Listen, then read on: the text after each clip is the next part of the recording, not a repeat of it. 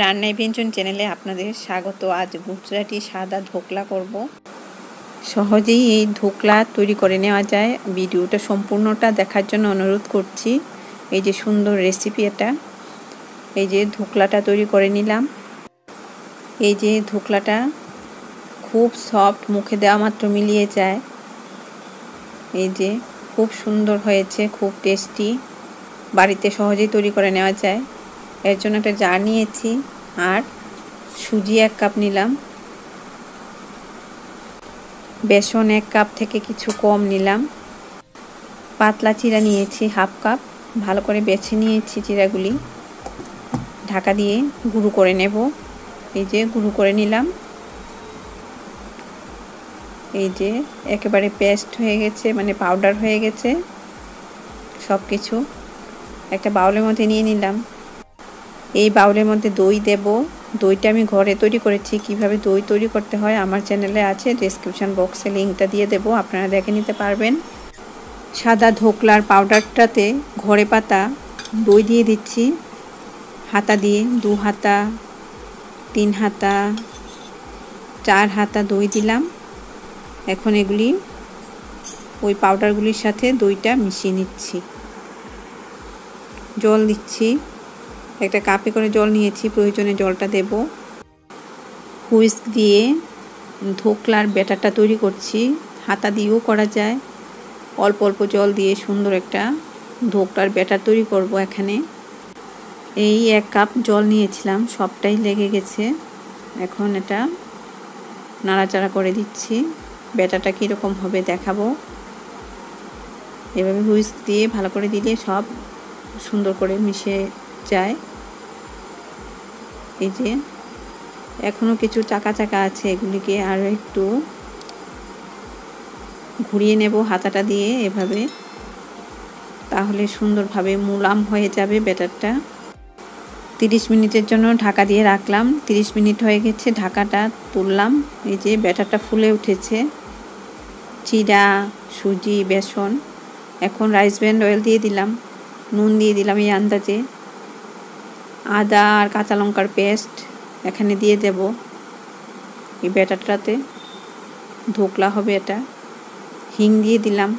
এগুলি দিলে ভালো লাগবে খেতে, খুব টেস্টফুল হবে। এই মশলাটা দেওয়া হলো এর জন্য। এখন তেল আর মশলা, হিং সব মিশিয়ে নিচ্ছি ব্যাটারের সাথে। একটু ঘন মনে হচ্ছিল, আরও একটু জল দিলাম। বেশি পাতলা করা কিন্তু যাবে না, মিডিয়াম হবে ব্যাটারটা, না পাতলা না ঘন। এখন এগুলি সুন্দর করে মিশিয়ে নিচ্ছি। ব্যাটারের মধ্যে বেকিং সোডা দিলাম, অল্প জল দিয়ে বেকিং সোডাটা মিশিয়ে নেব এই ধোকলার ব্যাটারটার সঙ্গে। এখন এটা মেশাতে মেশাতে ফুলে উঠবে ব্যাটারটা। এই যে হালকা হয়ে গেছে। একটা ভারী ধরনের থালা নিলাম, যা হিটে নষ্ট হবে না। এটাতে রাইস ব্র্যান অয়েল দিয়ে ব্রাশ দিয়ে এভাবে মাখিয়ে নিচ্ছি। এই যে ধোকলার ব্যাটারটা আমি এই বাটিতে বা থালার মধ্যে নিয়ে নিলাম। গোলমরিচ গুঁড়ো করেছি ঘরে, এগুলি দিয়ে দিলাম। সুন্দরও লাগবে, খেতেও ভালো লাগবে। এখন তো ধোকলার ব্যাটারটা রেডি।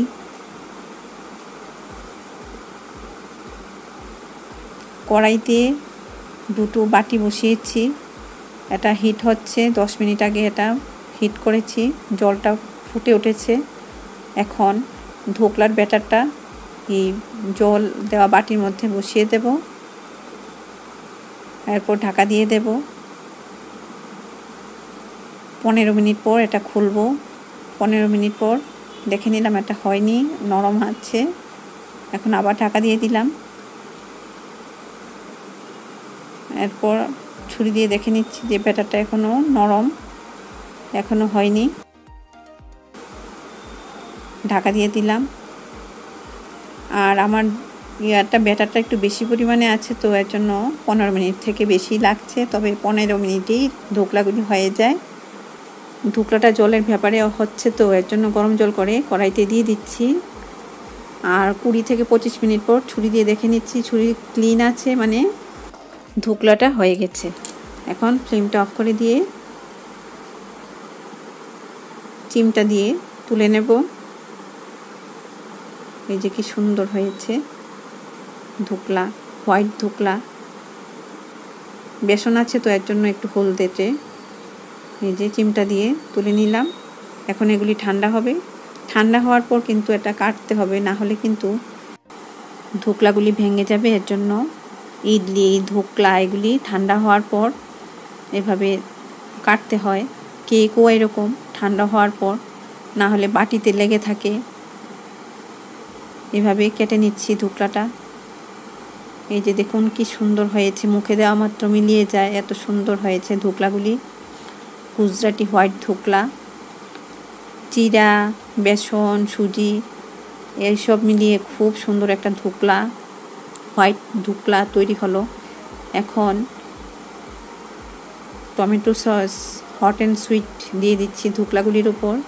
খুব ভালো লাগবে এভাবে দিয়ে দিলে। আপনারা এভাবে তৈরি করে নেবেন। খুব সহজেই ধোকলা তৈরি করে নিলাম। আপনারা ভালো থাকুন, ধন্যবাদ।